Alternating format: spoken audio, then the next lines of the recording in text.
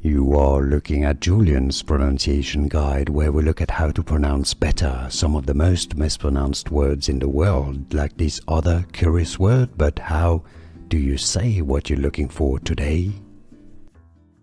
We are looking at how to pronounce these words, as well as how to say more confusing words and vocabulary in English, so stay tuned to the channel to learn more.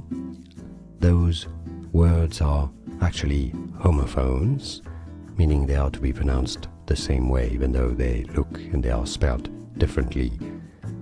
We're going to be looking at how to pronounce those words, but also this will apply to words that contain those syllables as well in most cases. So how do you pronounce those? In British English it's said as oat, oat, oat. In American English it's usually said rather as ought, ought, oat or ought. And now you know.